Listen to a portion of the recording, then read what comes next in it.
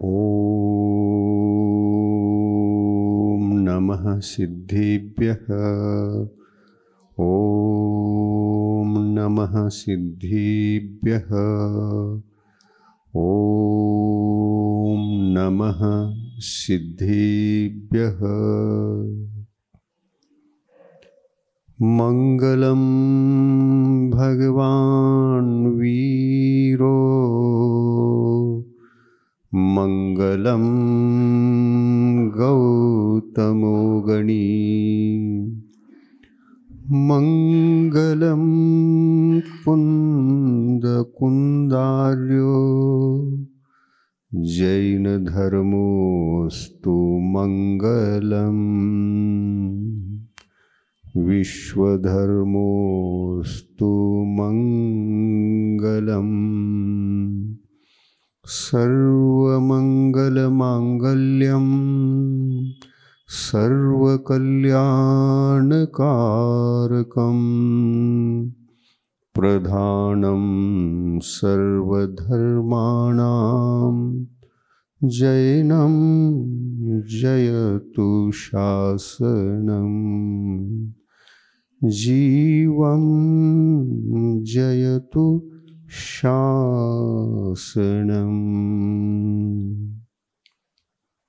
पंच परमेष्टि भगवान की, देवादिदेव 1008 वृषभनाथ भगवान की, संत शिरोमणि आचार्य गुरुवर श्री विद्यासागर जी महाराज की, आचार्य प्रवर श्री समय सागर जी महाराज की,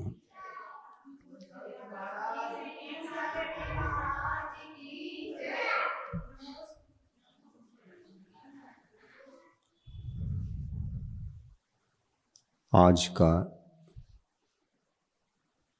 पावन दिवस वह दिवस है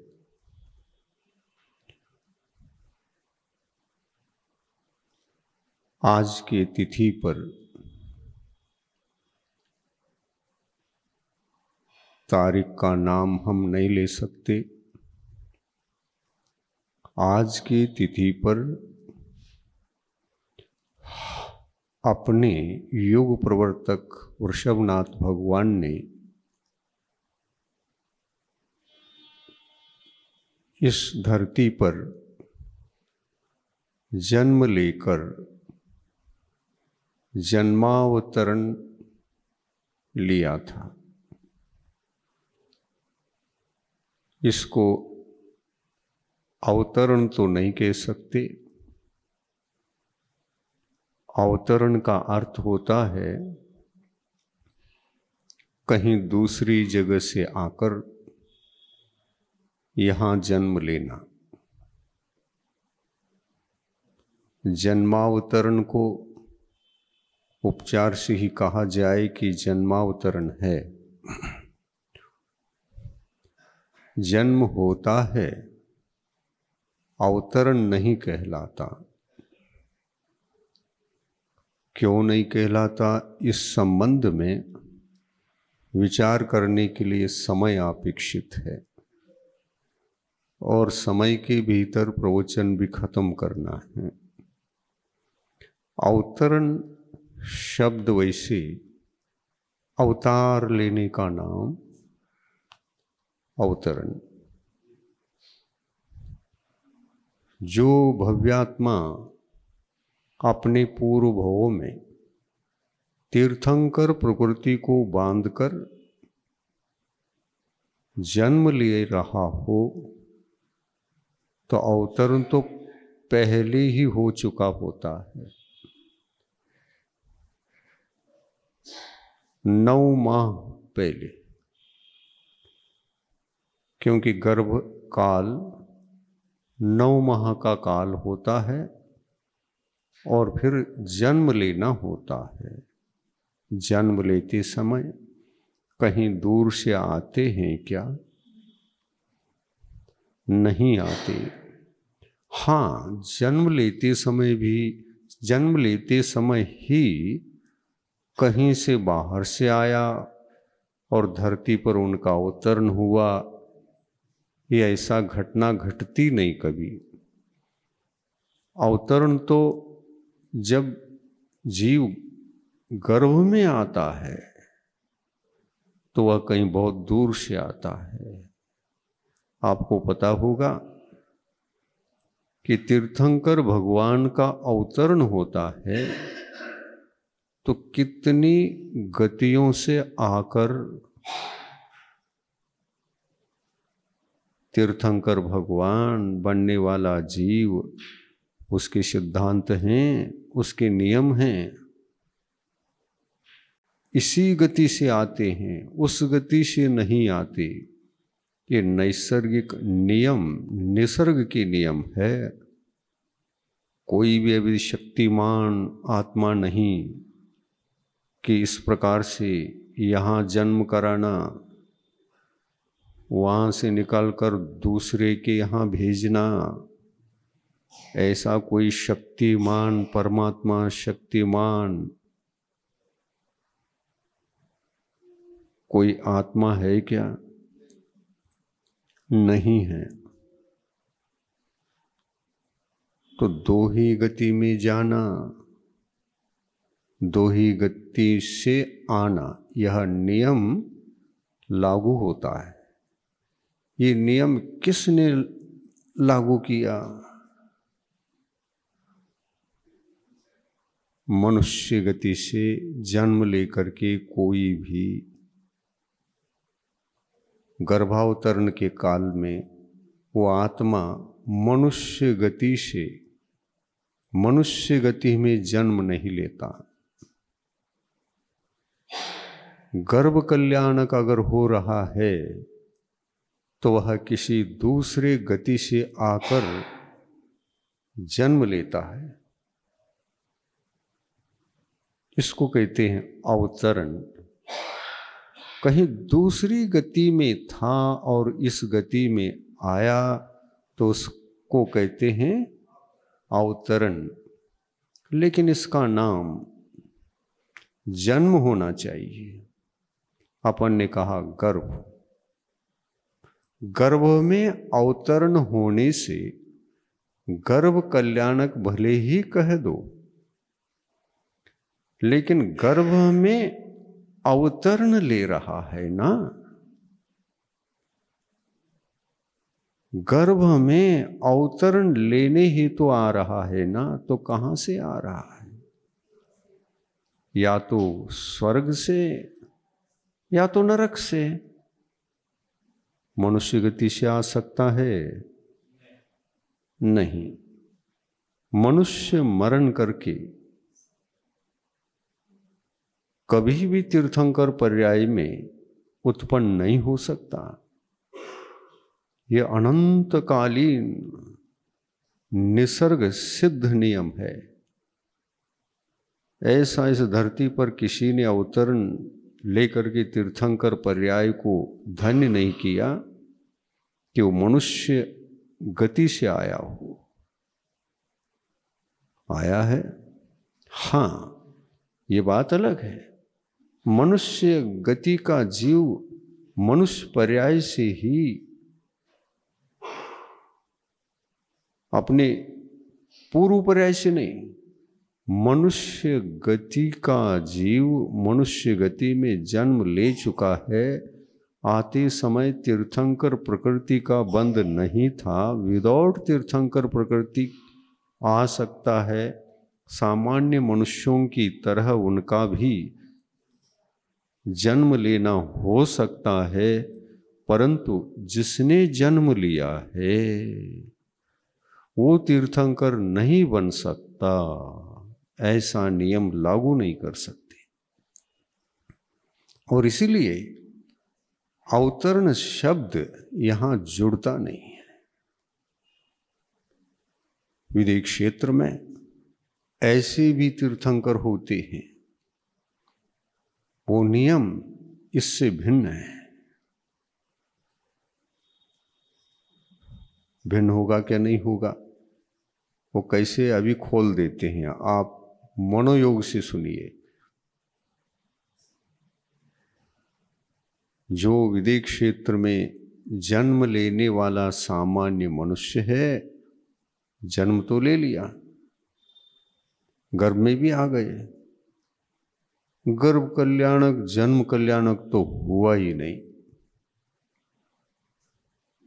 सबका होता ऐसा नहीं बता रहा हूं। विदेह क्षेत्र का विदेह क्षेत्र के नियम है, अपने नियम, निसर्ग नियम है, दोनों को समझिए आप। 5 कल्याणक भी हो सकते हैं विदेह क्षेत्र के तीर्थंकरों के। जिनको 5 कल्याणक होता है उनके लिए गर्भावतरण भी नियम रहेगा। और वो आएगा कहां से? दूसरी गति से। कौन सी गति? देव गति। अगर देव गति से नहीं आ पाया तो किधर से आएगा?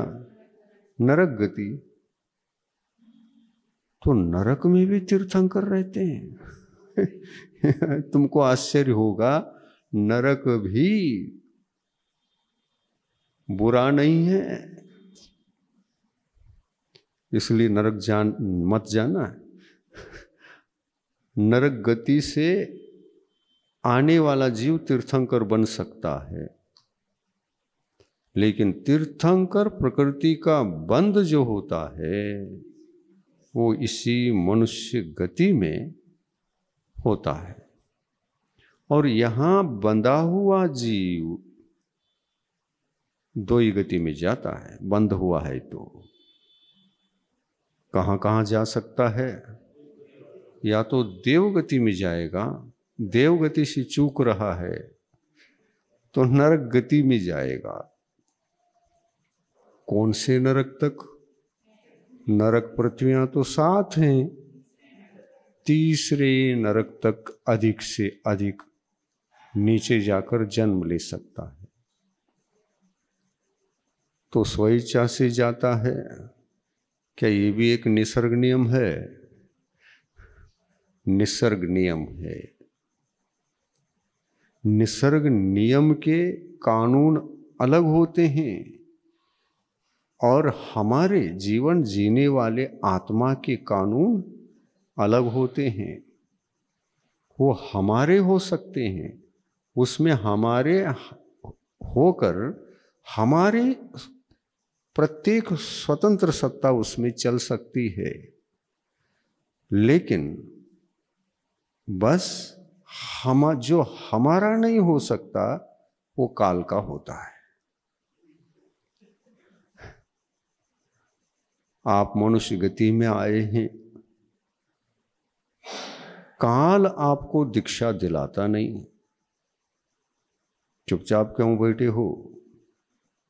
चलो दीक्षा लेना है। काल किसी को जबरदस्ती दीक्षा नहीं दिला सकता। तो दीक्षा कौन लेता है? हम स्वयं लेते हैं। दीक्षा लेने के लिए दीक्षा की जो नियम है वो हमारे हैं। कुछ नियम हमारे, कुछ नियम निसर्ग के। जो निसर्ग के नियम हैं वो भी अनादि हैं, और जो हमारे नियम हो सकते हैं, होंगे, वो भी अनादि हैं। है कि नहीं? कभी ये नियम भंग हुआ क्या? दीक्षा लेना चाहिए, समाज में दीक्षा लेना चाहिए। किसको चाहिए? हमको दीक्षा लेना चाहिए, लेकिन मैं नहीं लूंगा। काल जब बताएगा, प्रेरणा देगा तब। तो काल कहता है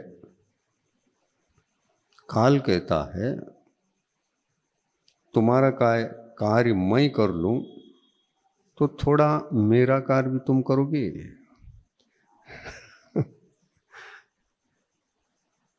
मेरे जितने नियमावलियां हैं वो तुम्हारे बने। तो यदि आपको संभव है ऐसा, तो मेरे लिए भी संभव है। काल कहता है मेरे नियम मेरे, तुम्हारे नियम तुम्हारे।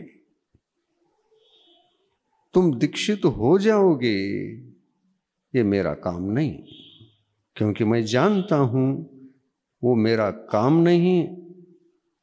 इसलिए मैं प्रत्यक्ष आकर के तुमसे कभी न तो निवेदन करूंगा कि मैं आ चुका, टाइम तो हो चुका है, क्या कर रहे हो। मैं जरा दुकान में बैठा हूं, शाम तक बैठने वाला हूं, नहीं, शाम तक दुकान में बैठते हो, मैं आ गया ना, इस मुहूर्त में तुमको दीक्षा लेना है।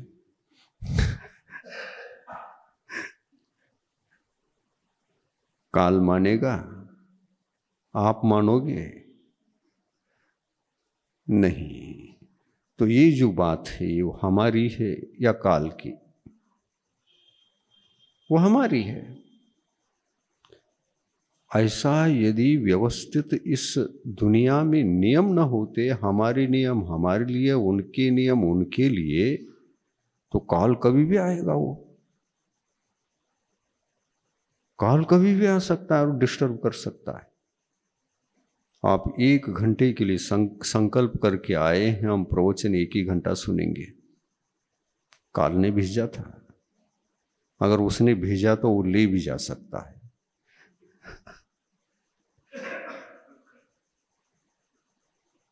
संकल्प करके आया हूं 1 घंटे का मैं प्रवचन सुनकर के लौटूंगा। ये नियम आपकी थी या काल का था? सोचिए। जो जो देखे बीत रावणे हो सी बीरा। अरे छोड़ो इस अज्ञानता को, मूर्खता है ये, वस्तु स्वरूप को समझे ही नहीं। डीप जाकर विचार करो। आपके जो स्वतंत्र नियम है आपकी ही रहेंगे, आप काल के ऊपर थोप रहे हो। तो काल भी कहेगा मेरा, मैं भी थोपूंगा, फिर तुम्हारा काम मैं नहीं कर सकता, ये मुझे मालूम है। मुझे मालूम है कि तुम्हारा काम मैं नहीं कर सकता, क्योंकि वो तुम्हारे ही हैं। सम्यक एकांत है। सुनिए इस रहस्य को।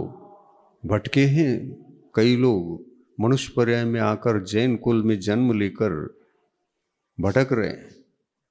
बुद्धि को तीक्ष्ण बनाओ, तार्किक बनाओ, चिंतक बनाओ, सारे रहस्य खुल जाएंगे।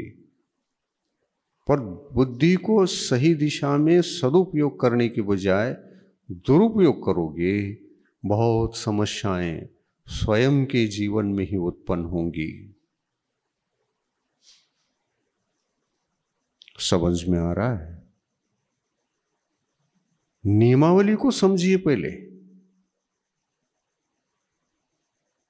केवल ज्ञान में जब आया है तभी मैं दीक्षा ले सकता हूं। तो दीक्षा लेने की जहां तक बात है वो स्वतंत्र बात है कि काल दिलाएगा। बोलो हाँ, ये स्वतंत्र बात है, ये हमारे नियम है। स्वतंत्र नियम अलग होते हैं और पर द्रव्य के द्वारा होने वाले जो नियमावलियां हैं वो अलग होते हैं। भगवान महावीर 72 साल आयु को लेकर स्वर्ग से आकर यहां जन्मे अंतिम तीर्थंकर। आदिनाथ भी, अरे चतुर्थ काल तो आया ही नहीं था और उसने जन्म ले लिया। ये स्वतंत्र बात थी क्या निसर्ग की बात थी? देखो समझ में भी आ रहा है कि नहीं? बोलो। ये इस बात को नैसर्गिक कहोगे क्या स्वयं का कहोगे? किसने जन्म कराया तृतीय काल में? स्वयं स्व इच्छा से। और सब तीर्थंकरों को मालूम नहीं रहता है क्या भोग भूमि में हमारा जन्म नहीं होता? अवधि ज्ञान नहीं रहता है क्या? अवधि ज्ञान से जाना नहीं होगा क्या आदिनाथ भगवान ने? मुझे तो, मैं अगर भोग भूमि में जाकर जन्म लूंगा ये स्वतंत्र बात है, तो अपनी तरफ से ले सकते थे, अपनी तरफ से ले सकते थे। जानबूझकर भोग भूमि में जन्म लिया क्या? नहीं, हम नहीं मानेंगे, कभी भी जन्म लेंगे हम स्व इच्छा से लेंगे। और ऐसे ही कोई तीर्थंकर कहें, महावीर कह सकते थे। पंचम काल में हम जैसे लोग तीर्थंकरों के अभाव में पीड़ित हैं, हमको भी तीर्थंकरों का सानिध्य मिलना चाहिए था। ये पक्षपात क्यों? चतुर्थ काल के लोगों को सानिध्य मिला और हमको नहीं। ये कौन वंचित रख रहा है आपको, पंचम काल के लोगों को? बोलो। ये हम जीवों के नियम है या नैसर्गिक नियम पर समझ में आ रहा है? ये जो कह रहे हैं ना, केवल ज्ञान में जो जो आता है वही होता है, ये मूर्खता है। चिंतन करना आ ही नहीं रहा है।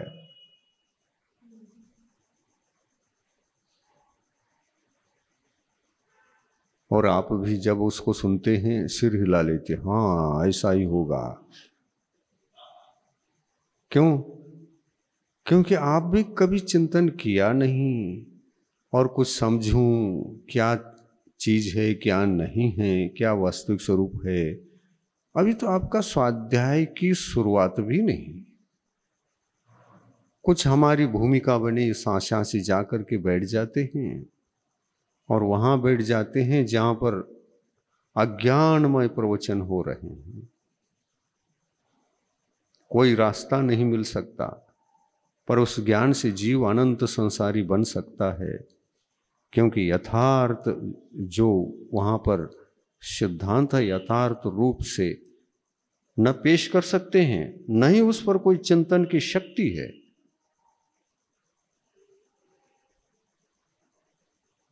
तब वहां बैठोगे, भटकोगे कि नहीं? भटकोगे ना? क्यों जाते हो? और शुरुआत में आप कुछ भी ज्ञान नहीं था, बेसिक नॉलेज हो जाए, थोड़ा आत्म कल्याण का रास्ता पता चल जाए, क्या करना क्या नहीं करना, शास्त्र का ज्ञान बढ़ जाए, इस उद्देश्य से आप तो सोचते हैं। आपका सोचना गलत नहीं है। धर्म का ज्ञान शून्य है, हम सामान्य हैं, तो सामान्य दशा में कहीं भी जाकर के बैठते हैं तो ठीक, लेकिन बैठोगे विवेक बुद्धि नहीं चलाओगे, कहाँ बैठना कहाँ नहीं बैठना, क्या सुनना क्या नहीं सुनना, क्या पढ़ना क्या नहीं पढ़ना, सही क्या है गलत क्या है, समझे बिना, किसी से पूछे बिना, किसी से चर्चा किए बिना अपने तरफ से जाओगे, बैठोगे, सुनोगे, तो क्या होगा? हाँ, भोजनशाला कहाँ होती है कहाँ नहीं होती है पता ही नहीं, और लेटरिन बाथरूम में घुस गए।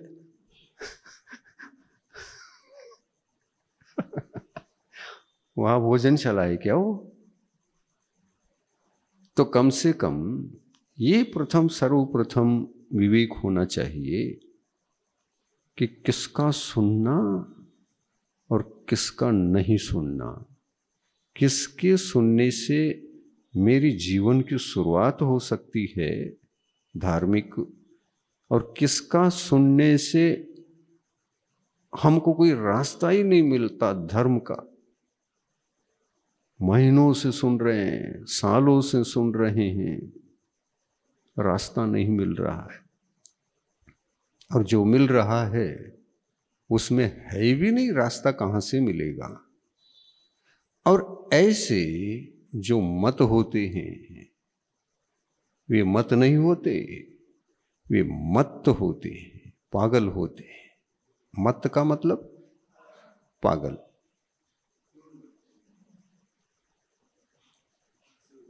तो सत्य ज्ञान के अभाव में हमारा ज्ञान असत्य ही होता है। और सत्य ज्ञान को पाने के लिए हमारी शुरुआत हुआ करती है, और प्रारंभ में ही कहाँ जाना चाहिए, नहीं जाना चाहिए, यही पता नहीं है। भूख लगी है तो भोजन कहाँ रहता है ये पता नहीं है, तो पहली बार जाओगे कि नहीं जाओगे। भूख लगी है, जाओगे कहीं ना कहीं, जाओगे कि नहीं जाओगे। लेकिन भोजनशाला क्या होती है और लेटरिन बाथरूम क्या होता है मालूम नहीं है। तो हो सकता है अज्ञात अवस्था में एक आध बार जा करके देखा और भोजन नहीं दिखा। भोजन के पश्चात 12-24 घंटे के बाद जो आते हैं वो दिखा।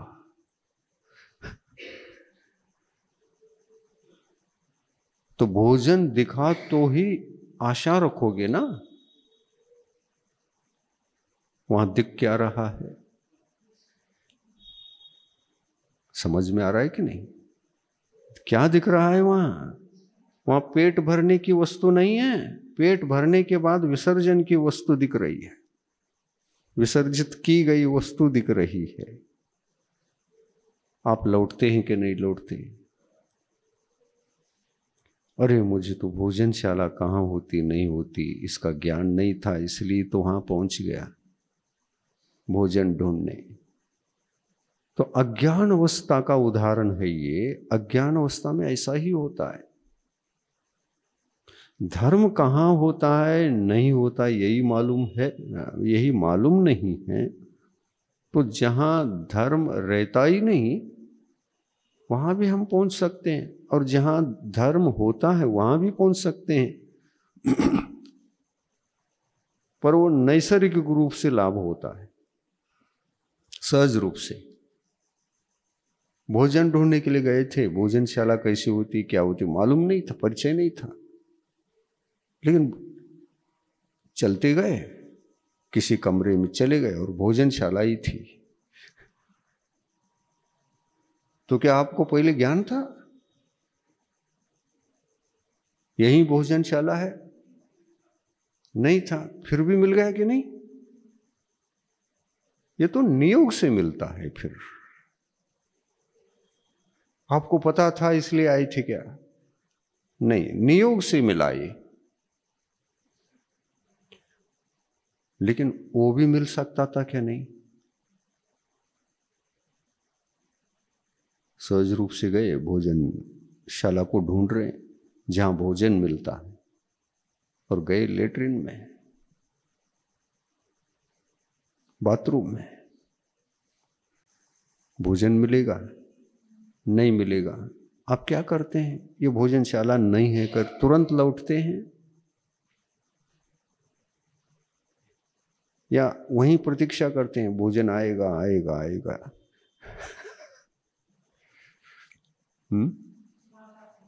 उदाहरण कैसा है? प्रतीक्षा करने वहां बैठते हो? नहीं, भोजन नहीं दिखा। चाहे मैं अज्ञानी हूं या ज्ञानी हूं, भूख मिटाने के लिए क्या चाहिए वो तो रोजाना खाते हैं।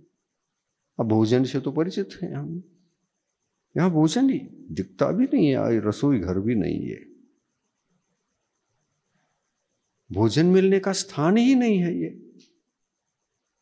उस स्थान में मैं जाता हूं, मैं नहीं जानता कि भोजनशाला क्या है, लेटरिन क्या है, बाथरूम क्या है, क्योंकि उसका ज्ञान नहीं है। तो किसी एक स्थान पर खाने की वस्तु मिलती है, इतना ही पता है, और आप ढूंढ रहे हैं। और नियोग से मिला तो भोजनशाला में भी प्रवेश आपका हो सकता है। नियोग से मिला, उसमें बाथरूम में भी प्रवेश करने का अवसर प्राप्त हो सकता है। वो नियोग से होता है, अज्ञान अवस्था में वो भी हो सकता है और ये भी हो सकता है। समझ में आ रहा है ना? तो ऐसा ही धर्म के क्षेत्र में हम जब अज्ञानी रहते हैं, उस समय पता ही नहीं रहता सम्यक ज्ञान कहाँ मिलेगा, नहीं मिलेगा, पता ही नहीं रहता।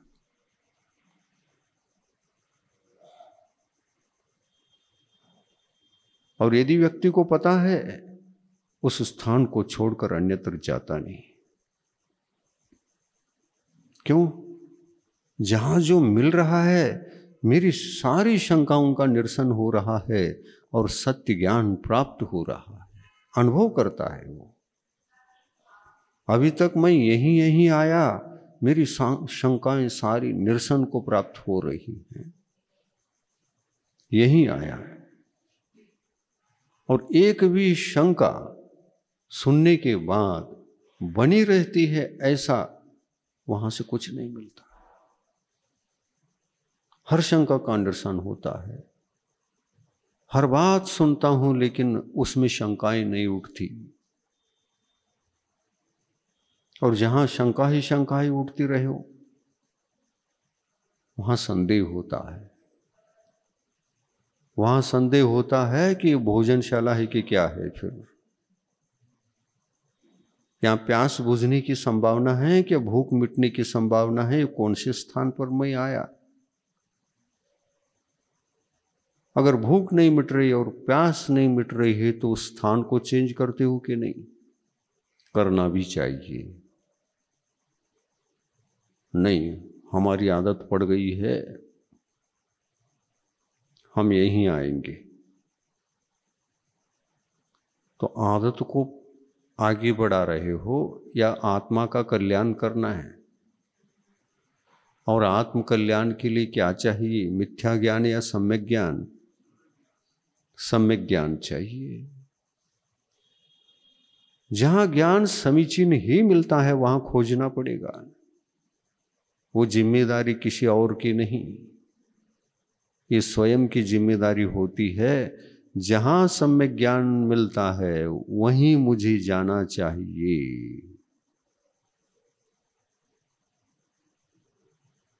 है ना? आपको आदत पड़ी हो, नहीं वहां भी जाएंगे यहां भी जाएंगे, तो वह भी मूर्खता की कोटि में नहीं आएगा क्या? काय के लिए जा रहे हो? शायद कि कोई लक्ष्य ही नहीं आपके जीवन में। आत्म कल्याण का सम्यक ज्ञान उपलब्ध कर लूं, ज्ञान एकत्रित कर लूं, सच्चा रास्ता चलूं, ये कोई उद्देश्य ही नहीं रहा होगा। तो उस दशा में आप कैसे हैं मालूम है ना? हम उद्देश्यहीन हैं। अपने आप को महसूस करोगे, हम उद्देश्यहीन हैं। कहीं जाते भी हैं तो इसलिए जाते हैं, घर में काम कर करके थक गए थे, कहीं तो चलो सुन करके आएंगे। और जहां जा रहे हैं क्यों आ गए? आत्म कल्याण के लिए आ गए क्या? वो कोई समीचीन उद्देश्य था क्या? उद्देश्य क्या था? थक गए, ये उद्देश्य था। और आराम से बैठने के लिए थोड़ा सा कोई ना कोई सुनने के लिए चाहिए, चाहे गीत हो, भजन हो, प्रवचन हो, अच्छा लगता है ना। कहीं तो मन रमना चाहिए, तो इतना ही उद्देश्य, कहीं तो मन रमना चाहिए। क्यों? उस समय में खाली रहता हूं, सोना सोना मन नहीं लगता, खाली क्या बैठना, कहीं तो जहां अच्छा लगता है चलो। तो उद्देश्य जहां अच्छा लगता है वहां चलो, लेकिन उस उद्देश्य के पीछे भी एक उद्देश्य होता है, वहां जाकर के क्या फायदा क्या हानि। हानि लाभ का विचार भी किया जाता है कि नहीं? क्या टाइम बर्बाद करने के लिए जाया जाता है? हाँ, मन ऐसा ही होता है अपना। मन कहता है कुछ मत करो, मुझे जो अच्छा लग रहा है वहां चलो। मन का पक्ष संसार का पक्ष होता है, आत्मा का पक्ष हित का पक्ष होता है। मैं कहता हूं मैं तो थक गया हूं ना, अब ज्यादा मत टेंशन वाला काम मत लेना,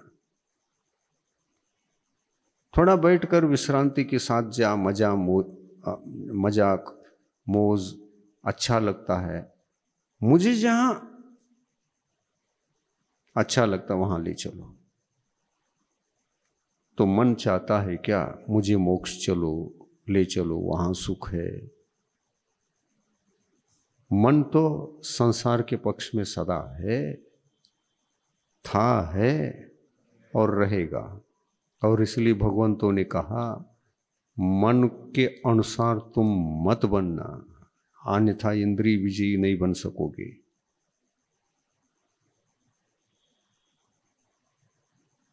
मन को ही अपने अनुसार चलाओ, ये इंद्रिय विजय है।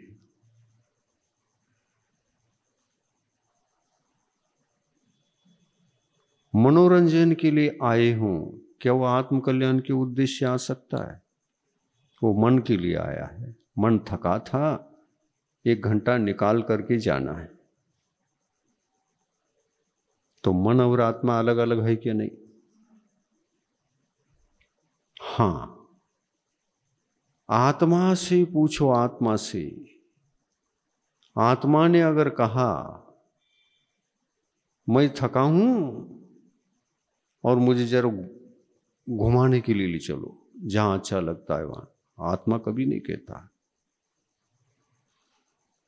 शरीर कह सकता है, मन कह सकता है, इंद्रियां कह सकती हैं, क्योंकि थकते कौन है? आत्मा या इंद्रियां या मन? देखिए, थकता कौन है हम बताते हैं। आत्मा कभी नहीं थकता, निश्चित बात है। कैसे? आत्मा थकता ही नहीं। जो थकता है वो 6 हैं, और 7वां अगर यदि है तो उन 6 का जो आधार है वो देह है। ये इंद्रियां किसके आश्रित है? मन के आश्रित। मन किसके आश्रित है? नहीं, इंद्रियां शरीर के आश्रित। मन किसके आश्रित? 5 इंद्रियां हैं अपने। ये शरीर आश्रित है कि आत्मा के आश्रित? ये बाहरी आंखें आत्मा के हैं कि शरीर के हैं? तो शरीर आश्रित है ना। आंख, कान, नाक, स्पर्शनेन्द्री, त्वचा। त्वचा आत्मा है क्या? नहीं, ये द्रव्येंद्री है। द्रव्येंद्री है। एक भावेंद्री भी हुआ करता है। वो भावेंद्री अत्यंत गड़बड़ होती है,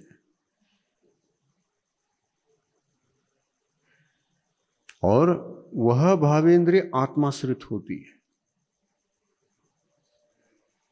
ये विषय बड़ा गहन है, लेकिन आसानी से अप्रमत्त होकर के सुनो तो समझ में आएगा।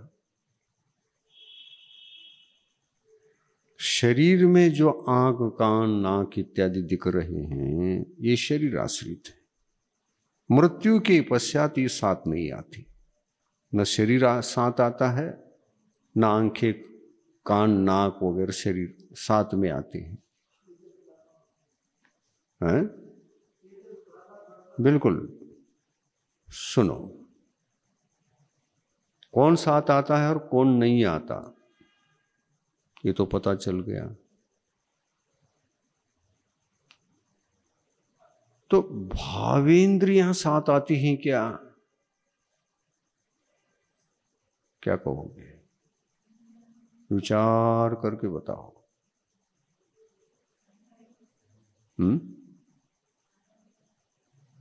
विचार करके बताओ।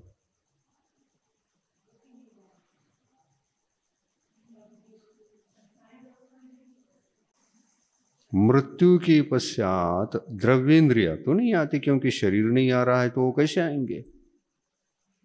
और द्रव्य मन भी नहीं आता, क्योंकि वो भी पौद्गलिक है, शरीर आश्रित है। भगवंतों ने बताया ये द्रव्य मन हर स्थल पर रहता है। वो भावेंद्रियों के लिए सहायक होता है, भाव मन के लिए सहायक होता है। क्या करता है? ये तो पुद्गल है, पुद्गल परमाणुओं का पिंड है। द्रव्य मन शरीर आश्रित है, लेकिन उसके आश्रय से आत्मा भी है और मन भी है। तो यहां ये पता चलता है, जब आत्मा किसी दूसरे गति से आते समय आ तो जाता है, आते ही क्या प्राप्त करता है? शरीर को। शरीर में फिर इंद्रियां बनती हैं, इंद्रियों की संरचना होती है। वो आंख है, कान है। गर्भावस्था में क्या थे आप? एक राई दाने के बराबर 2 का मिश्रण था। वो सब काम में नहीं आया, उसमें से 1-2 पुद्गल परमाणु काम में आए, और राई के दाने के बराबर दोनों का मिलन हुआ। ये प्रक्रिया चली, और दोनों ही पुद्गल है। और ये दोनों पुद्गल मिल करके एक जब होते हैं, जब तक एक नहीं होते तब तक कोई आत्मा आता नहीं। एक जब होते हैं, एक होने पर वहां पर जीव आकर जन्म लेने की योग्यता, पात्रता आ जाती है। जीव बाद में आता है, सम्मिश्रण पहले होता है, और उसको कहते हैं जन्म स्थान। जहां पर विजाति 2 पुद्गल द्रव्य आकर के मिलते हैं उसको कहते हैं जन्म स्थान।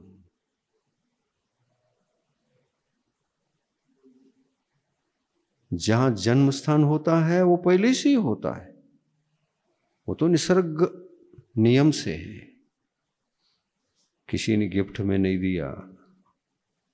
वो नाम कर्म की देन है। और नाम कर्म को किसने बांधा? आत्मा ने बांधा। ये नाम कर्म कब बंध गया? पूर्व में बंधा है। बांधते समय क्या कर रहे थे हम? हम ही बांध रहे थे ना। उस समय क्या कर रहे थे? और इस संसार में कितने ही आत्मा हैं, नाम कर्म का बंध तो कर लेते हैं, लेकिन शरीर को धारण कर ही नहीं सकते, उस परिस्थिति से गुजर जाते हैं, वो मोक्ष चले जाते हैं। समझ में आया? कर्म सिद्धांत देखो, कुछ आत्माएं ऐसी होती हैं इस धरती पर, किसको कहें, जो उसी भव से मोक्ष जाने वाली होती है। ये उन आत्माओं की बात है, जाना ही है। उसी भव से मोक्ष जाते हैं, उनको क्या कहते हैं अपन, एक भवावतारी, है ना। हाँ, आज यद्यपि आदिनाथ भगवान के 2 कल्याणक के दिवस हैं,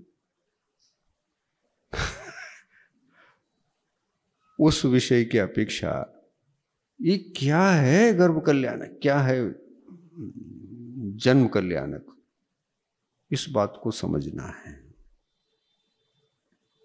उनकी कथा कहानी सुनाती चली जाएगी। हाँ, अच्छी थी, मोरदेवी माता थी, नाविराज पिता थे, प्रवचन अच्छा लगा, मुझे इतना भी पता नहीं था कि उनके माता पिता कौन थे, पता लगाया, आनंद आया। इससे क्या होगा? ऐसे कथा रूप व्याख्यान को अनंत बार सुना है, लेकिन आनंद तो आया, लेकिन हम स्वयं मोक्ष नहीं जा पाए। क्यों नहीं जा पाए? निसर्ग के नियम का ज्ञान नहीं था, स्वतंत्र के नियमों का ज्ञान नहीं था। जब भी सुना कथा कहानियों से प्रवचन सुना, वही समझ में आते थे, ये तो भारी लगता था।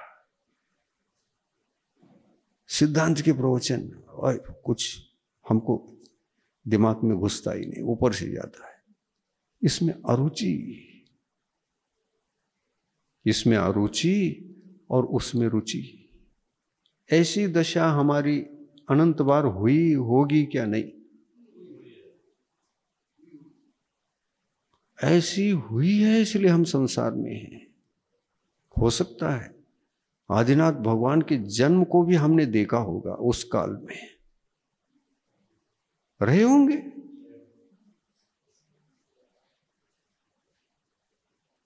कह सकते हैं वहां थे नहीं? कह नहीं सकते आप, और रहे होंगे,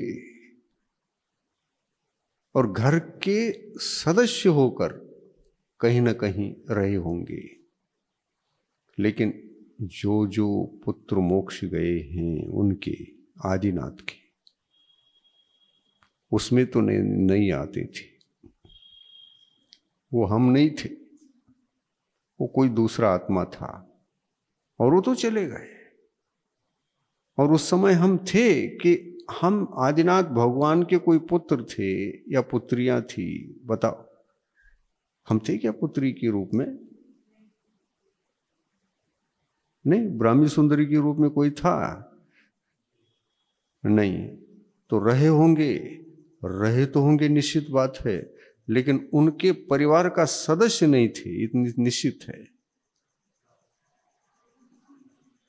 हाँ, हो सकता है उनके परिवार में आदिनाथ भगवान की सेवा करने वाले हम सेवक रहे होंगे। उनका परिवार सभी मुक्त हो गया, आज पढ़ने को मिलता है, लेकिन हम वहीं थे, लेकिन सेवक की पर्याय में थे। सेवा करने में ही समय निकल जाता था। उस समय भी हम ऐसे ही अज्ञानी होते थे। जो आज की दशा है, उस नौकर अवस्था में भी दशा थी। वहां क्या अच्छा लगता था, भगवान को देख करके, भगवान बहुत सुंदर लगते थे, बार बार देखने का मन होता था। और भगवान को देखकर लोगों के सामने कथा कहानी मैं सुनाता था। हमारे मालिक इतने सुंदर हैं, तीर्थंकर हैं, आप नहीं जानते। लोगों को इकट्ठा करके उनको दिखाने के लिए ले आते थे। जानते हो तीर्थंकर क्या होता है? देखो कितने सुंदर ये तीर्थंकर। लेकिन क्या तीर्थंकर प्रकृति मालूम है? क्या तीर्थंकर की महिमा मालूम है? तत्संबंधी न ज्ञान है। नौकर का काम करता था। भगवान ने जितना कहा आदेश दे दिया उतना करना, चुपचाप बैठना, खाना पीना सोना, और इसी में आनंद आया। और देखकर प्रसन्न होते थे उनके पुत्रों को, उनके चक्रवर्ती को, कामदेव को, अन्य पुत्रों को, ब्राह्मी सुंदरी को देखकर प्रसन्न होते थे। कितने अच्छे लोग हैं ये। काश मैं ऐसे पर्याय में क्यों नहीं जन्म लिया, इनका पुत्र होकर, ये भी सोचा होगा। लेकिन उनके परिवार में आप नहीं थे, ये तो पता चलता है कि नहीं। उनके पुत्रों ने सबने दीक्षा ली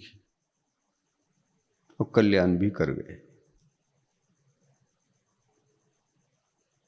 ब्राह्मी सुंदरी तो जो तीर्थंकर भगवान के वचन सुने थे, क्या आरिकाएं नहीं बनी थी? तो आरिकाएं हैं, तीर्थंकर की पुत्री होकर क्या मिथ्या दृष्टि हो सकती है? जो आज तक संसार में भ्रमण करते रहे, इतनी दुर्भाग्यशाली हो सकती है? भाग्यशाली थी, सब नियमों को तोड़कर आई थी। तीर्थंकर की पुत्रियां कभी किसी के नहीं होती, लेकिन हम सभी कानून तोड़कर ये सौभाग्य प्राप्त करते हैं कि आदिनाथ भगवान की पुत्री बनेंगे।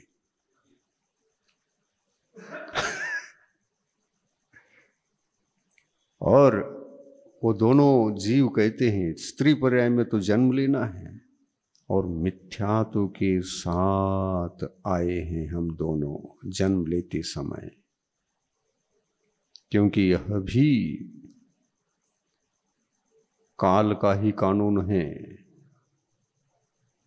निसर्ग का ही नियम है, इसमें उनका वश नहीं चलता।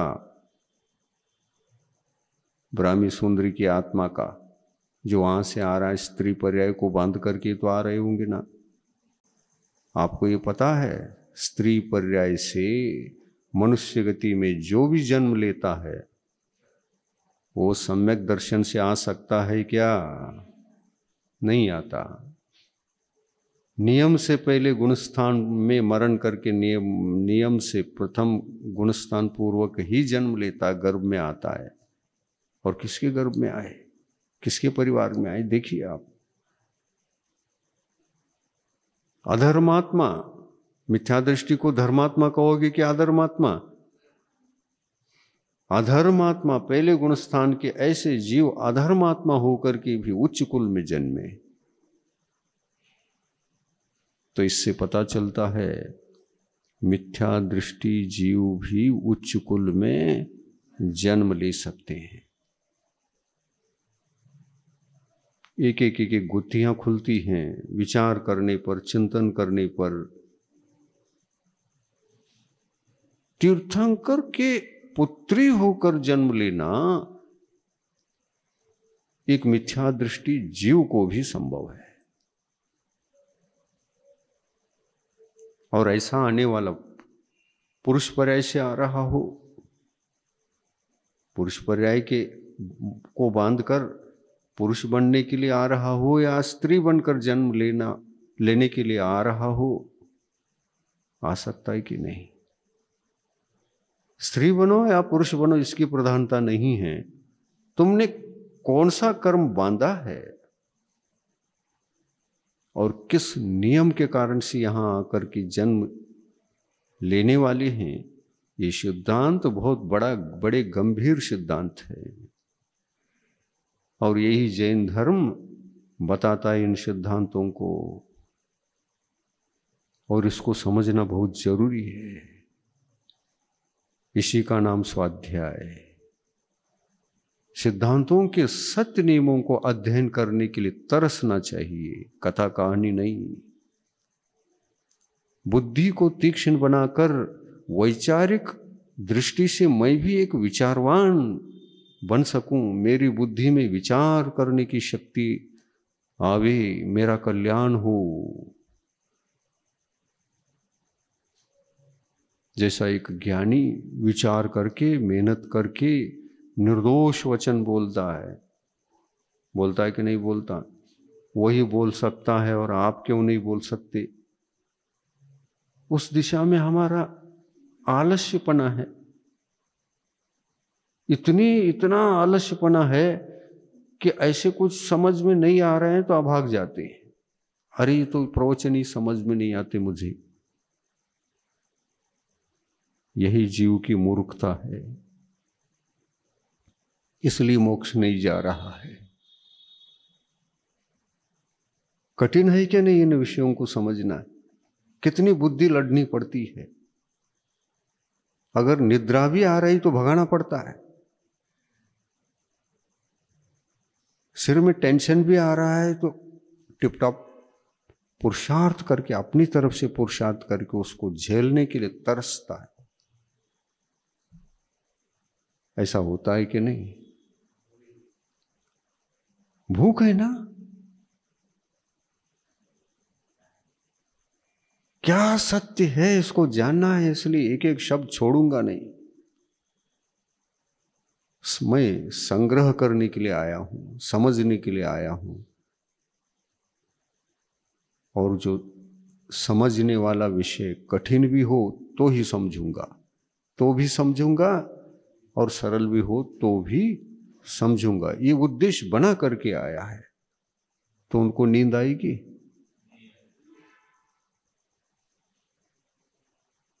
नहीं आएगी ना। तीर्थंकर भगवान के समूह शरण में किसी को नींद नहीं आती।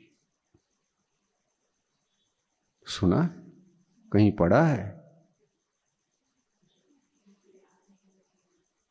देव भी बैठे रहते हैं, लाखों की संख्या में मनुष्य भी रहते हैं, मुनि भी रहते हैं, आरिकाएं हैं,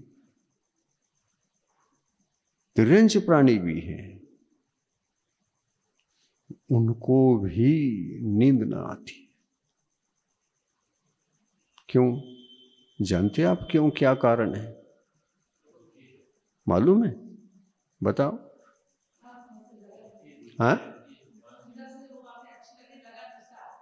हाँ, अच्छी लग रही है, और जो अच्छी लग रही है वो अच्छी बातें मिलने लगी और समझ में भी आने लगी हैं, इसलिए और अच्छा लग रहा है। जो हम चाहते थे वो मिल तो रहे हैं लेकिन समझ में नहीं आ रहे, तब अच्छा लगता है। तो ये आपका दोष है, समझ में नहीं आ रहा, ये आपका दोष है, क्योंकि बुद्धि केंद्रित नहीं है। और इसका कारण क्या? यहां आ तो गए, जिसको समझना है उसी को समझने के उद्देश्य से आए हैं, लेकिन समझ में नहीं आ रहा है। क्यों? अरे वो घर में झगड़ा हुआ था वही बैठा है, यहां एकाग्रता बनी ही नहीं रही है मन की। डांटा फटकारा, अपमानित किया घर में, अपमानित कौन हुआ? मन हुआ, आत्मा हुआ। अपमानित कौन हुआ? यदि मन कहोगे तो कौन सा मन? द्रव्य मन या भाव मन? भाव मन। और भाव मन आत्मा की संगति में रहता है या शरीर की संगति में? आत्मा की संगति में। आत्मा की संगति में रहने वाला आत्मा अज्ञानी हो तो उसका अपमान होगा क्या नहीं होगा? क्यों? अपमान किसने किया? लोगों ने किया, क्योंकि मैं अज्ञानी हूं, जो नहीं करना चाहिए वो सब कर रहा हूं। और फिर बुलाया, डांटा, फटकारा। इतने भी समझते नहीं थे क्या? इतने में अपमान हो गया। जहां अज्ञानता होती है वहीं अपमान होता है। ज्ञानी जीवों का अपमान कोई नहीं कर सकता। ज्ञानी जीव ज्ञानी होते हैं, उनको दुखी भी नहीं कर सकता, अपमानित भी नहीं कर सकता। क्या कारण है? ऐसा का जादू बना के रखा उन्होंने। अपने अंदर अपमान का अनुभव नहीं करते, कभी दुखी नहीं होते। उनकी क्या विशेषता है? हैं? हाँ, ज्ञानी वही जिन्होंने अपने भीतर रहने वाली अज्ञानता के कारण से रहने वाला वो जो मन है ना, ये मान है ना, वो कषाय है। कषाय। और ज्ञानी है तो अपमान होगा क्या? नहीं होगा। ये मान कषाय मेरे लिए खतरनाक है। और ये मान कषाय के वश में मैं रहूंगा तो अज्ञानी कहलाऊंगा, गुलाम कहलाऊंगा। तो हम सम्मान के गुलाम हैं। जहां सम्मान मिलता है वहीं जाएंगे हम गुलाम हैं। और सम्मान पाना आत्मा चाह रहा है या मन चाह रहा है, या ऐसा ही कोई घटना घट रही है नैसर्गिक रूप से? नहीं, आत्मा ही चाह रहा है। और आत्मा की ये चाह गलत होगी या असल में सही है? गलत है। आत्मा को जाना हुआ व्यक्ति ही ज्ञानी। मैं कौन हूं? मैं आत्मा। मान कषाय हो क्या? नहीं। आत्मा मान कषाय कहलाता तो अपमान निश्चित होता। क्यों? मान को ही धक्का लगता है। जब भी कोई कुछ आपको कहे, किसको धक्का लगता है? मान को। वो मान कहाँ है? आत्मा में है। तो मान को सम्मान नहीं मिला, किसी ने कह रहे नहीं किया, तो धक्का लगेगा ना? लगेगा क्या नहीं? आज ही चौकी में घटना घटी क्या नहीं किसी पर? बोलो। नाराज होकर के बैठ गए क्या नहीं? रो रही थी क्या नहीं? दुखी हुई थी क्या नहीं? धक्का किसको लगा बताओ? खुद को लगा था या कषाय के दोष दोगे? नहीं, कषाय को तो हम दोष नहीं दे सकते। हमने कषाय को अपनाया था, उसको अपना बना करके रखा था, इसलिए धक्का लगा।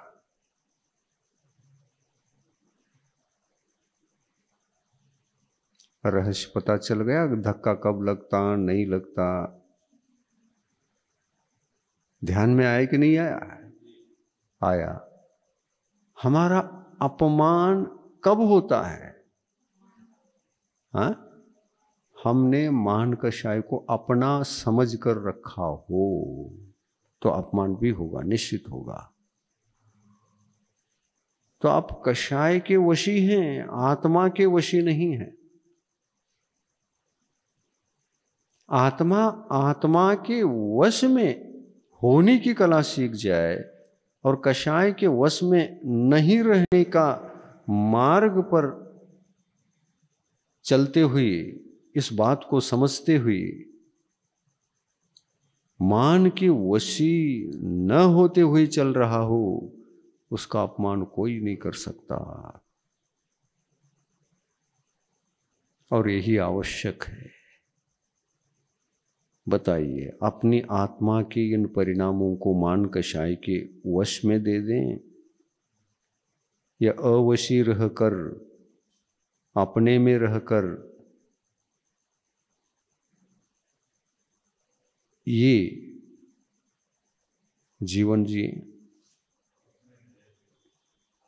अपने में रहकर अपना जीवन जीना चाहिए, ये असली अपना जीवन है। किसी को अपना करके जो जीवन जीते हो ना, तो वहां दो हो गए, दो हो गए, बर्तन दो हो गए, तो बजेंगे, आवाज आएगी। एक बर्तन से कभी आवाज आती है कि देखो? नहीं आती। चौके में हम देखते हैं, जब आवाज आती है तो हम समझ जाते हैं कम से कम दो तो होना ही चाहिए। हम नाराज कब हो गए? जब हम सबके बीच में थे, और अकेले में होते तो वही समय 10 बजे का आहार देने का, अगर हम अकेले में होते तो क्या नाराज होते?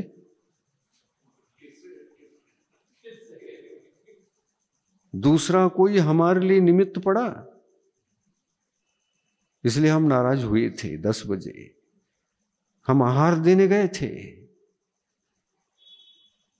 लेकिन दूसरे के वश में थे, हम अपने वश में नहीं थे। और जो जो वहां दूसरे के वश में नहीं था, जो जो वहां अपनी आत्मा को अपनी वश में रख कर चल रहा था, वो कोई एक भी अपमानित नहीं हो रहे थे। वो तो संभाल रहे थे जिनका अपमान हुआ। बेटा ऐसा नहीं। आज की घटना है ये। हमने कहा आप आओ आहार दान दो, भागे उठ करके बाहर चले गए। तो हम किसके वश में थे? अपने वश में थे क्या कषाय के वश में थे? ये घटनाएं, नाराज होने की कहो, अपमानित होने की कहो, क्रोध आने होने की, क्रोध आता है ना, क्रोध आने की घटना कहो, हमारे पास दूसरा बर्तन हो तो ही होता है।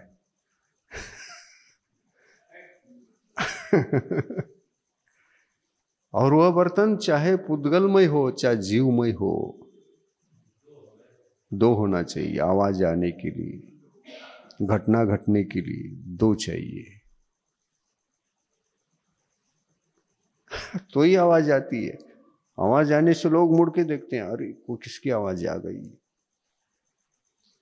तो वहां पर बर्तन एक नहीं दिखेगा, दो दिखेंगे। हो सकते हैं अनेक बर्तन हो, लेकिन वो बर्तन में से, अनेकों में से एक ही कारण बनता है ना। हाँ, चाहे चेतन हो अचेतन, एक ही बर्तन कारण बनता है। हम भी बर्तन, वो भी बर्तन, उसमें से 10 भी टकरा सकते हैं हमसे और एक भी टकरा सकता है। ऐसे ही हमारे पास विशेष रूप से जब कषाय बुद्धि हो जाती है, उस समय अचेतन बर्तन हमको कषाय उत्पन्न नहीं कर सकती। चेतन बर्तन जो होते हैं ना, वो भी एक साथ अटैक नहीं कर सकते मेरे पास। उसमें से कोई एक निमित्त बनता है। सारे निमित्त बन सकते हैं, लेकिन पूर्वापर वो सब मिल के रहते हों तो सबकी दृष्टि आपके ऊपर पड़ेगी। ये आ गया देखो, सब लोग देख रहे हैं, ये आ गया देखो। तब तो पूर्व से ही वो निश्चित होता है। ऐसा कुछ निश्चित नहीं है तो उसमें से जो एक होता है उस बर्तन का और आपका कोई संबंध था,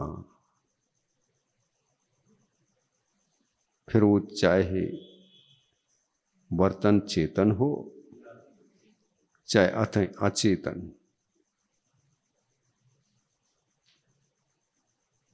यही क्रोध, मान, माया, लोभ, यह आत्मा है कि अनात्मा है? अनात्मा है। उसके वश में आप क्यों जा रहे हो? उसके वश में तुम जाओगे, वो इतना प्रभाव रखता है कि तुमको भी अनात्मा बना देगा वो। हम अनात्मा तो हो ही जाते। जब हमारा अपमान हुआ तो कौन थे? अनात्मा थे। अनात्मा क्यों कहना चाहिए? अनात्मा का मतलब क्या अचेतन पदार्थ? नहीं, अचेतन भी हो सकता है और चेतन भी हो सकता है। दोनों हो सकते कि नहीं? हाँ, चेतन हो तो चेतन भी तो परद्रव्य है। चेतन भी तो एक बर्तन की तरह, मैं भी बर्तन वो भी बर्तन, और दो मिलने पर ही आवाज आती है। और ऐसे चेतन बर्तन दो मिले तो ही आवाज आ सकती है, अन्यथा एक ही रहे आवाज नहीं आती। और हमारा सुनो, हम अकेले रहते हैं, सभी बर्तनों के बीच रहते हुए भी, स्पर्श करते हुए भी हमने ऐसा एक लेप चढ़ाया है, कवच चढ़ाया है, जिस कारण से मेरी आवाज बाहर नहीं जा सकती। क्या लेप चढ़ाया है? बताओ, मेरे उस कवच का नाम क्या है और लेप का क्या है? नाम है। हाँ, आप हमको 8-9 महीने से देख रहे हो, आवाज आई है।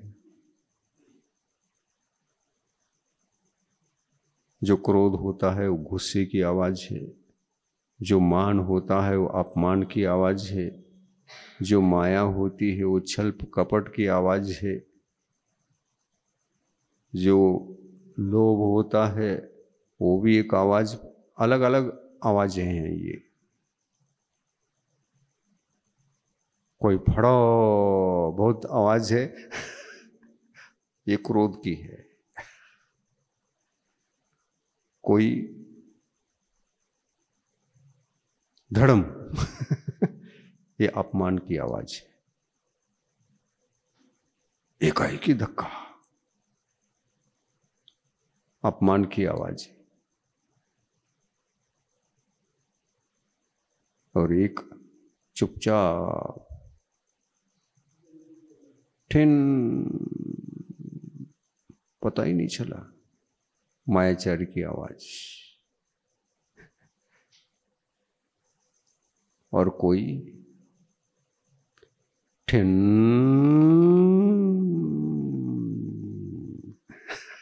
ये लोभ की आवाज।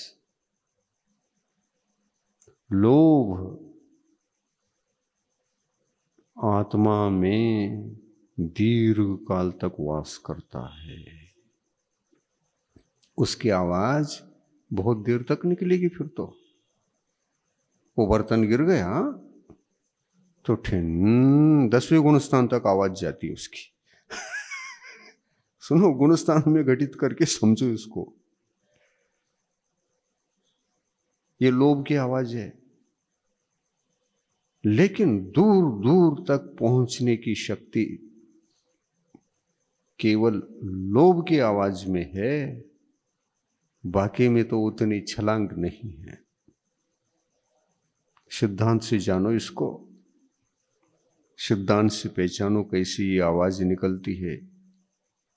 जो जितनी आवाज सडनली होती है और जोर से होती है, वो उसी समय खत्म होती है। और जो इतनी बारीक होती है वो बहुत देर तक होकर के बंद हो जाती है। ऐसे 3-4 बर्तन भी मिल सकते हैं। उन कुछ बर्तनों का नाम मैं आपको बता दूं। बताऊं?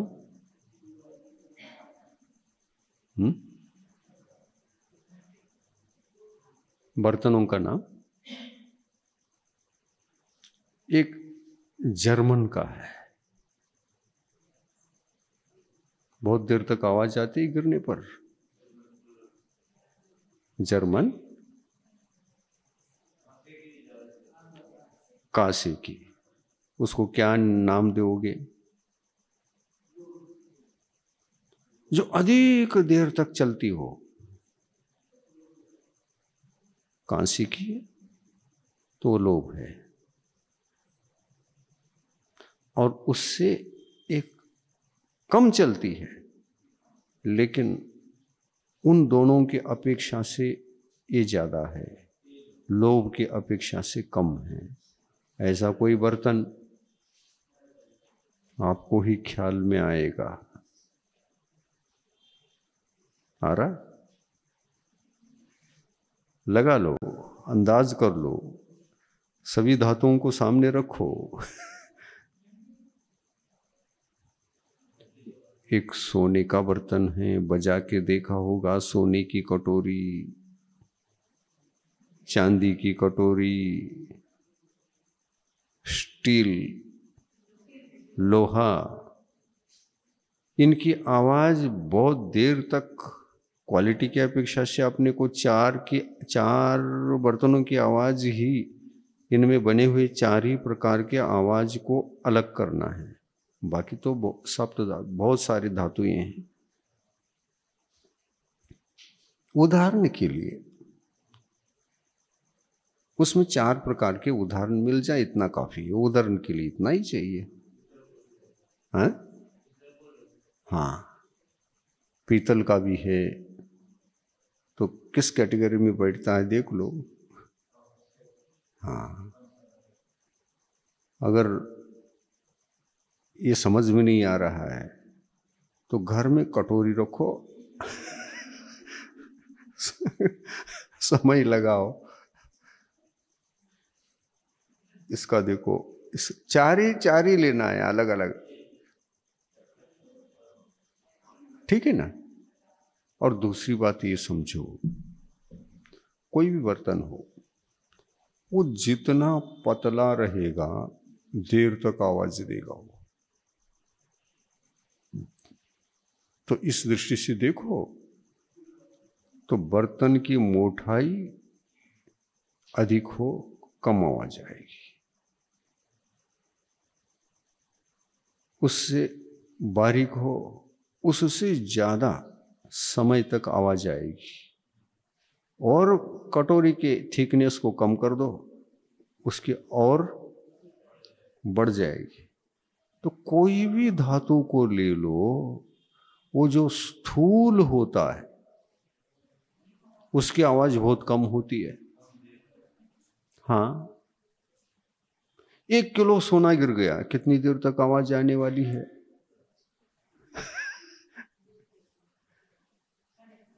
और उस सोने का पूरे 1 किलो सोने का कटोरी बना दो, वही सोना है। 1 किलो सोना, बर्तन मत बनाओ उसका, बर्तन मत बनाओ। देखो, कषाय समझने के लिए उदाहरण बहुत अच्छा है। आवाज किसकी आती है उस हिसाब से 1 किलो सोने की आवाज क्रोध है क्योंकि वो बर्तन में कन्वर्ट नहीं हुआ, तो फैला नहीं, सिकुड़ के रह गया, आवाज कम आएगी। बर्तन बना, आएगी आवाज क्योंकि बर्तन बन गया है, लेकिन जाड़ी अधिक है, कम आवाज। उससे उसको आधा करके, थिकनेस को आधा करके, सोना कम नहीं करना है, सोना 1 किलो ही रहेगा। उसकी थिकनेस को कम करते जाओ, आधा आधा आधा, और उसमें 4 कटोरी बन जाए। पहली वाली कटोरी वो भी 1 किलो, चारों 1-1 किलो के हैं, लेकिन थिकनेस कम, थिकनेस कम, थिकनेस कम, थिकनेस कम। और जो भी बर्तन तैयार हो गए, चाहे कटोरी बना लो, चाहे ग्लास बना लो, किसी को भी बना लो, चाहे रोटी की तरह उसको बना लो, आवाज अधिक बढ़ती जाएगी। हाँ, कंपन कम होगा। जिसका कंपन कम, उसकी आवाज भी कम। ऐसा है ना? तो यही सिद्धांत गुण स्थानों में है। 10वें गुण स्थान के लोभ को, वो भी तो पुद्गल है ना। 10वें गुण स्थान के लोभ के उन परमाणुओं को सूक्ष्म क्यों कहा? और क्रोध बादर कषाय की कोटि में आता है, मान भी बादर है, माया भी बादर है। ये तीनों कषाय नियम से बादर ही हैं, लेकिन लोभ एक ही सूक्ष्म है। सूक्ष्म लोभ की आवाज देखो, क्या पहले गुणस्थान में खत्म हो सकती है? कितना अच्छा उदाहरण।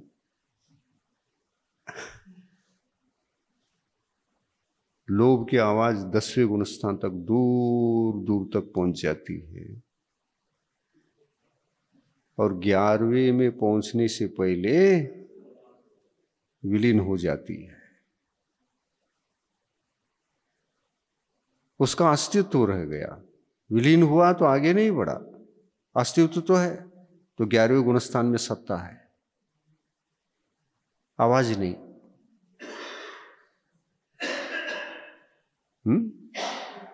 घटित हुआ।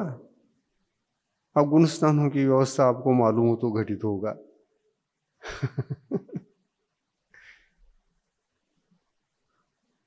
समय पता नहीं चलता, समय पता नहीं चलता। जब दृष्टि जाती है, जब याद आता है, तभी पता चलता है।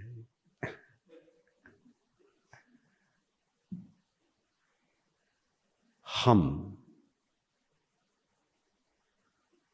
आदिनाथ भगवान का आज पावन दिवस, गर्भ कल्याणक दिवस और तप कल्याणक दिवस, जन्म कल्याणक दिवस, हाँ, तप कल्याणक दिवस। असल में देखो, गर्भ कल्याणक ही जन्म का दिवस है। जन्म का मतलब क्या है? धरती पर, गर्भ से धरती पर आना, ये जन्म नहीं है। जन्म का मतलब जब उस योनि को छोड़कर इस योनि में आ गए, उसको जन्म कहते हैं ना। तो गर्भ कल्याणक ही जन्म कल्याणक।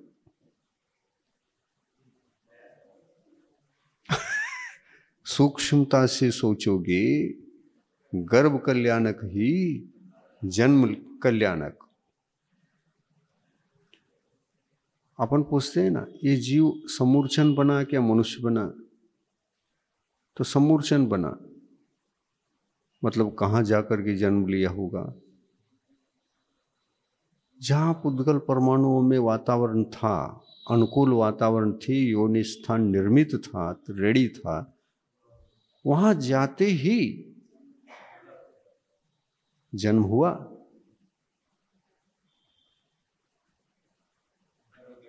ठीक है ना? जन्म हुआ। शरीर धारण करना शुरू होती ही आपका जन्म हुआ है, और उससे पहले क्या थे? मरण हुआ था, जन्म नहीं हुआ था। लेकिन जन्म लेने की हमारे पास शक्ति थी, योग्यता थी। उस एक योग्यता को भी ले जा रहे हो, मोक्ष नहीं जा सकती। योग्यता को खत्म करके अगर किसी जा रहे हो तो आप किसी 4 गति में से 84 लाख योनि में से कहीं भी आप नहीं जा सकते। मोक्ष ही जाएगा वो, क्योंकि योग्यता को ही खत्म किया है।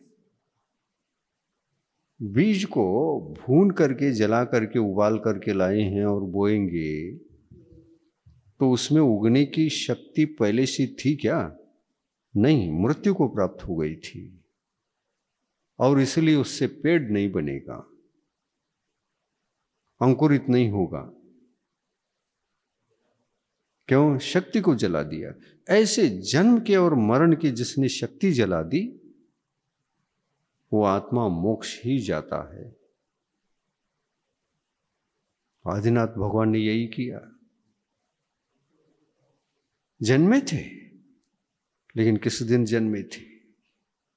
आज के दिन नहीं, 9 माह पीछे जन्मे थे। हैं? जिस दिन गर्भ में आए थे, मनुष्य योनि में आए थे कि नहीं? और शरीर धारण करना आते ही शुरू हुआ था क्या 9 महीने बाद आ गया था? जिसका जन्म जहां पहुंचते ही सिर्फ शरीर धारण करना रह जाता है, कार्य है वो। जहां जाते ही जन्म होता है, शरीर निर्माण कार्य शुरू होता है पहुंचते ही, है ना? आपकी घटना भी वैसे सेम ही घटी है ना? हाँ, आप क्या 9 माह बाद जन्मे थे? उस दिन आए थे गर्भ में। मनुष्य योनि में उस दिन आए तो ठीक है, आप 9 माह बाद आए थे तो 9 माह बाद आए थे, वही गर्भ कल्याणक था। लेकिन ये झूठ है।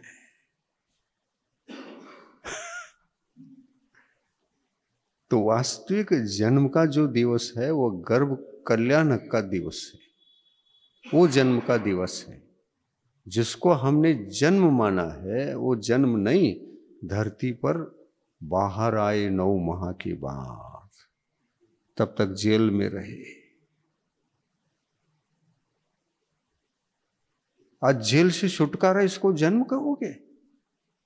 कोई भी व्यक्ति आज जेल में है, जेल से बाहर आ गया, उनका जन्म हुआ क्या? नहीं, जन्म तो ये व्यक्ति तो 50 साल की उम्र में जेल में गया था, 9 माह वहां रहा, 9 महीने तक अंदर रहा, कोई अपराध किया था, लेकिन उसको बाहर आते ही लोग जन्म समझते, जेल मुक्त समझते कि जन्म समझते? वो जेल मुक्त आत्मा है। तो जेल मुक्त माता के गर्भ से बाहर आने के बाद वो जो हमारा जन्म दिवस होता है, नकली जन्म दिवस, वो जन्म दिवस नहीं, असली जन्म दिवस तो गर्भ में आना।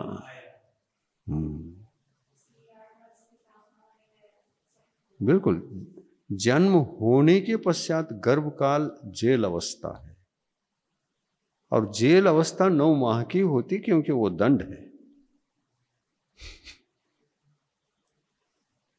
और दंड भोगने वाला व्यक्ति 9 माह के बाद बाहर आता है तो नवीन जन्म है। जन्म की परिभाषा क्या? आत्मा का अवतरण जिस दिन होता है वो गर्भ में आने पर होता है, या अवतरण वहां से तो छूट गया और 9 माह लगी थी क्या यहां आने में? ठीक है ना? 9 माह नहीं लगते, ज्यादा से ज्यादा 4 समय, 3 महीने का। जन्म लेने के लिए 4 ही समय लगते हैं, जन्म लेने के लिए 9 माह लगता ही नहीं, 4 समय लगते, अधिक से अधिक, और कम से कम 1 समय। तत्वार सूत्र में है क्या? नहीं। लेकिन आप 9 महीने बता रहे हैं, तो तत्वार सूत्र के विरुद्ध बता रहे हो आप।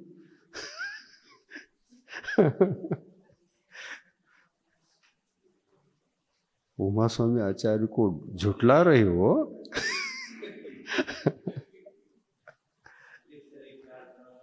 हाँ, 4 समय का गैप निश्चित रहेगा, 4 समय का गैप निश्चित रहेगा, और वह योग्यता वाला है। योग्यता क्या है ये पूछोगे तो जहां जन्म लेना है ना, उस कर्म को बांध के आया। वो क्या? मनुष्य होना है ना, तो मनुष्य आयु को बांध के आया है। अगर मनुष्य आयु को बांध के ऐसे ही आया है तो खाली कोई 4 प्रकार के आयु में से किसी आयु को बांधा नहीं, ऐसे ही चले आ रहे हैं। तो चले नहीं आ रहे हैं, तुम जा रहे हो। चले आ कोई नहीं सकता, वो निकल जाता है। और टेढ़ा मेढ़ा नहीं, सीधा। ये भी पता है आपको, ये भी पता है। तो हैप्पी बर्थडे क्यों मनाते हो? 9 महीने बाद का ही हर कोई मनाता है और खुशी का अनुभव करता है। तुम्हारा जन्म आज है, बहुत अच्छा, खुशी का अनुभव करते हो? नहीं, जन्म दिवस वो है जिस दिन आप गर्भ में आए थे, और उसका हैप्पी बर्थडे मनाओ। हैप्पी बर्थडे उसका मनाओ। लेकिन क्यों नहीं मनाते मालूम है ना? हम कब आए? बताओ। माँ को भी पता नहीं, पूछ करके देख लो। पिता को भी पता नहीं, परिवार को भी पता नहीं। आत्मा अमूर्त, उसके साथ कर्म तो है, मूर्त है, लेकिन कर्म हमारी दृष्टि से बहुत सूक्ष्म है। इसलिए आत्मा गर्भ में कब आकर के पहुंचा, इस समय को लिख के आप रख नहीं सकते। यदि किसी ने आपके जन्म के काल गर्भ में आए थे उस तारीख को लिख रखा हो तो बताओ, आने के बाद पता चलता। माता को पूछो, मैं जब गर्भ में आया तुमको कैसे लगा था? उत्तर नहीं दे सकती।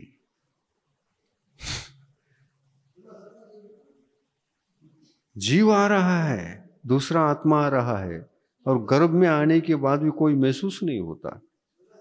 क्या होता है? होता है। आपका पुत्र आने के बाद आपको महसूस हुआ था? हुआ था? हाँ, हलन चलन के बाद। फिर हलन चलन कितने दिन बाद था? 3 महीने बाद था। तो 3 महीने पहले आया था, अंदाज करिए तीसरा दिन, चौथा दिन, और 3 दिन के बाद जिस क्षण आपको पता चला हलन चलन है, तो उस क्षण को भी पकड़ना बहुत मुश्किल है। कितना बजकर कितने मिनट में आया था हलन चलन है? हाँ, तो ये है। हैप्पी बर्थडे मना कैसे सकते? तारीख मालूम नहीं, और 3 महीने पहले बाद में पता चला, हलन चलन के कारण से पता चला। तो आत्मा देखो, किसी को धक्का दे करके नहीं आया था, आते ही धक्का दिया था। सुनो, तुम्हारा पुत्र का हलन चलन होने के बाद आपको महसूस हुआ तो 3 महीने गुजर चुके थे, तब पता चला आपको पुत्र आया है। तब खुशी भी हुई होगी 3 महीने के बाद, लेकिन 3 महीने पहले खुशी होनी चाहिए थी आपको। जिस तारीख में, जिस मिनट में, जिस घंटे में, जिस मिनट में, जिस सेकंड में वो आत्मा आया, किसी को तकलीफ नहीं, आवाज दी बिना आया, शांत तरीके आकर चुपचाप, अकेला ही था, अकेला ही आया था, आकर के बैठा। कौन सा दिन था, रात थी क्या दिन, कौन सी तिथि थी, उसको भी नोट करने के लिए क्या मैं इसको लिख के रखूंगा, वो सोच के आया था। तीर्थंकर भी सोच के नहीं आ सकते, क्योंकि वो भी तो संसारी हैं, उनके पास भी तो मति श्रुत ज्ञान है। मति श्रुत ज्ञान का वश की बात नहीं है ये।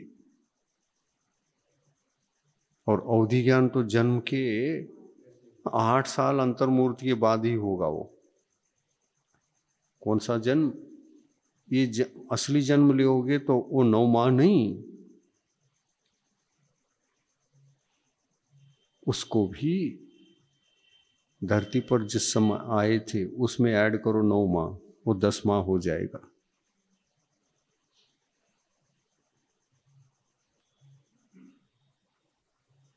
हर एक जीव का 10 महीने बाद जन्म होता है। उसमें गर्भ में जेल में जो रहा उस काल को भी ऐड करो। ऐड होने के बाद 10 माह हो गया कि नहीं। 10 महीने के बाद जन्म होता है, 9 महीने के बाद जन्म होता ही कहना बिल्कुल झूठ है। लेकिन प्रथा बोलने की 9 माह की, ये प्रथा मात्र है। लेकिन वास्तविक बात यह है कि वो 10 महीने पीछे जन्मा था। और ये भी पता नहीं चलता कि गर्भ से, जेल से बाहर किस दिन आएगा। पूर्व से बताओ, निश्चित कर सकते?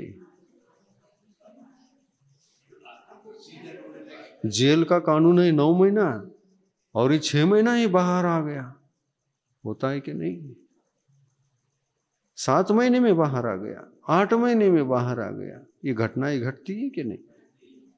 तो पहले से कैसे कहोगे? तो ये बाहर जब जाएगा, कब जाएगा जेल से, पहले से अंदाजा नहीं ले सकते।